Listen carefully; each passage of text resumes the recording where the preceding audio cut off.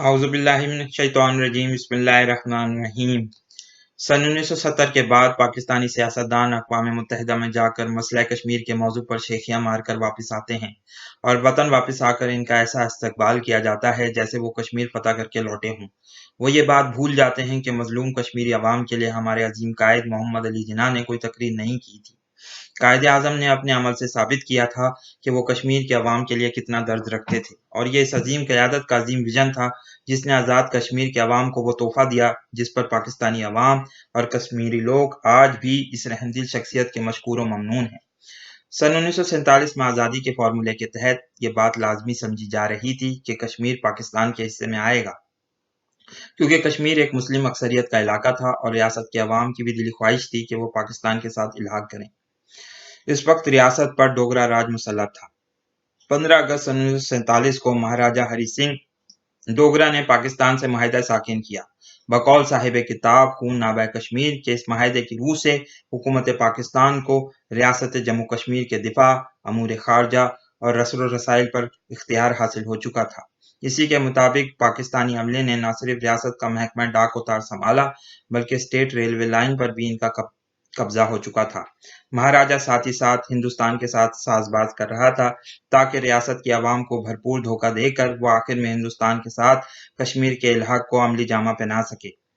نئے وزیر اعظم جس کو کانگریسی حکومت کے دباؤ پر مقرر کیا گیا تھا، اس نے پاکستان کے خلاف تقریر کی جس سے پونچھ اور اس کے ملحقہ علاقوں میں پہلے سے ہی موجود بدامنی میں اضافہ ہو گیا۔ مسلم کانفرنس جو کشمیری مسلمانوں کی اصل نمائندہ تھی کے لیڈروں کو پابند سلاسل کر دیا گیا۔ راجہ کے اندرونی ساز باز کی وجہ سے پہلے ہی ہندوستانی فوج، سکھ، کرائے کے فوجی اور RSS کے گنڈے جو کشمیر میں موجود تھے مسلمانوں کا قتل عام کرنے میں مصروف ہو گئے۔ ان کا مشن یہ تھا کہ کشمیری مسلمانوں کو وہ ہندو بنا لیں گے اور اس طرح سے اہل پاکستان کے دلوں پر ان کی دھاک بیٹھ جائے گی۔ اس صورتحال کو دیکھ کر غیرت مند کشمیری مجاہدین مسلمانوں کی مدد کو آگے بڑھے اور جنگی عظیم دوم کے آزمودہ کار سپاہیوں نے ان ہندوستانی افواج سے جہاد شروع کر دیا جو کشمیر میں موجود تھیں۔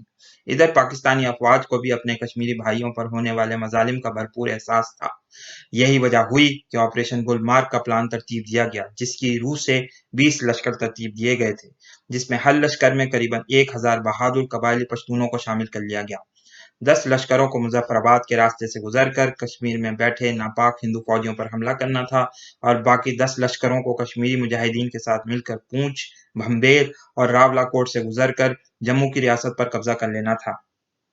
یہ پلان 12 ستمبر سن 1947 کو خان لیاقت علی خان نے کرنل اکبر خان اور سردار شوکت حیات خان صاحب کی سفارشات پر منظور کیا۔ اس طرح سے پہلے جنگی کشمیر کا آغاز ہو گیا جو سن 1948 کے آخر تک جاری رہی۔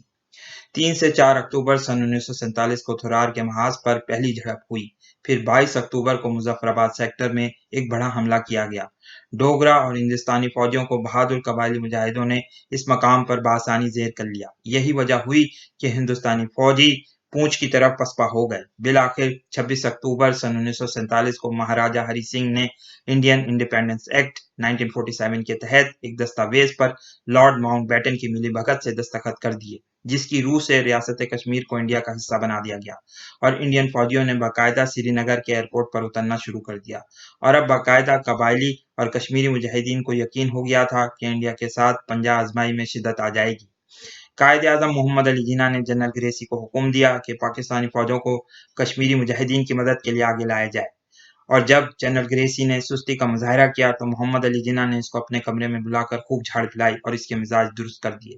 اس کے بعد گلگت اسکاؤٹس نے قبائلیوں کو جوائن کیا اور چترال کے حکمران جناب مظفر الملک صاحب نے بھی چترالی اسکاؤٹس کی مدد سے قائد اعظم کی آواز پر لبیک کہا۔ بارہمولہ کے مقام پر قبائلیوں کو کچھ شکست ہوئی تھی، لیکن نئی کمک کے آ جانے کے بعد انہوں نے جھنگر کے قصبے پر قبضہ کر لیا اور ساتھ ہی ساتھ نوشہرہ اور اری کے محاذ پر ایک انتہائی شدید حملہ کیا۔ اسی اسنامے میں گلگت اسکاؤٹس نے اسکردو سیکٹر کا بھی محاصرہ کر لیا۔ ان تمام دستوں کی قیادت کرنل اسلم خان جیسا بہادر اور شاندار آفیسر کر رہا تھا۔ ان بہادروں نے اپنی ہمت و شجاعت کا مظاہرہ کر کے اسکردو اور کارگل سیکٹر کو ہندوستانی فوجوں کے قبضے سے آزاد کروا لیا۔ مئی سن 1948 کو پاکستان نے باقاعدہ اعلان کیا کہ اس کی فوجیں اب کشمیر کے محاذ پر جنگ میں مصروف رہیں گی۔ اسی وقت کے دوران کھرن اور گریز سیکٹر میں ہندوستانی فوجوں نے اپنا قبضہ کر لیا تھا۔ गिलगित स्काउट्स ने इंतहाई बहादुरी का मुजाहरा करते हुए लद्दाख के इलाकों में पेशकदमी की। इस तमाम जंग में हिंदू, सिख और गोरखा बटालियंस ने इंडियन आर्मी के साथ अपने कारनामे सरअंजाम दिए, लेकिन इसमें उन्हें अपने एक चौथाई फौजों का शदीद नुकसान उठाना पड़ा। पाकिस्तान की तरफ से कबायली लश्कर बहादुरी के जेवर से मुज़य्यन थे, लेकिन इनमें डिसिप्लिन का फुकदान था। साथ ही साथ मॉडर्न मिलिट्री इक्विपमेंट को ऑपरेट करने की सलाहियत भी नहीं थी। पाकिस्तान को आज़ादी के वक्त कोई खास एमिनेशन और वेपनरी भी नहीं मिली थी, और इंडियन आर्मी इस वक्त इन तमाम सलाहियतों के साथ लेस थी। हमारे ख्याल में कबायलियों से जो गलती हुई थी, इसका खुमियाजा मुसलमानों को आज भी उठाना पड़ रहा है।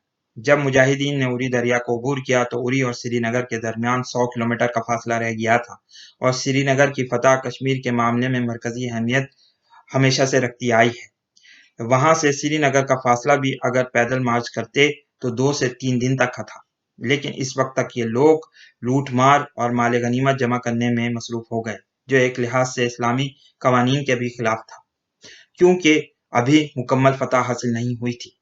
इसी मुकाम पर इस हरकत से श्रीनगर पर मार्च करने में काफ़ी ताख़ीर हो गई और महाराजा को मौका मिल गया कि वो इंडिया की फ़ौजों की मदद से मुजाहिदीन को पीछे धकेल दे।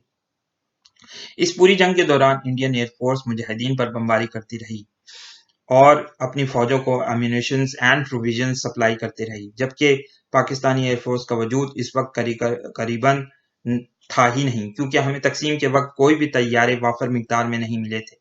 पाकिस्तानी फोर्सेस इस बात से बखूबी आगाह थीं कि इनके पास इतने वसाइल नहीं कि वो हिंदुस्तानी फौजों के मुकाबले आकर पूरे कश्मीर में लड़ सके। इसलिए कश्मीर का जो हिस्सा आज़ाद करवा लिया गया था, इसकी भरपूर हिफाजत के लिए फौजों को मुतय्यन कर दिया गया। इस मसले पर इंडिया घबरा कर अक़वाम मुत्तहिदा में चला गया ताकि इस पर से इस प्रेशर को कम किया जा सके। बिलाखिर अक़वाम मुत्तहिदा ने अगस्त सन 1948 में कश्मीर पर रेजोल्यूशन पास कर ली, जिसमें कश्मीरी अवाम के हक़ खुर्रादियत को तस्लीम करते हुए इंडिया पर जोर दिया गया कि वह वहाँ रेफरेंडम कराए, और 5 जनवरी सन 1949 को सीज फायर का ऐलान हो गया। इस जंग में 1500 इंडियन फौजी मारे गए, जबकि 3500 फौजी जख्मी हुए। पाकिस्तानी फौजों और मुजाहिदीन का नुकसान इनके मुकाबले में काफ़ी कम रहा।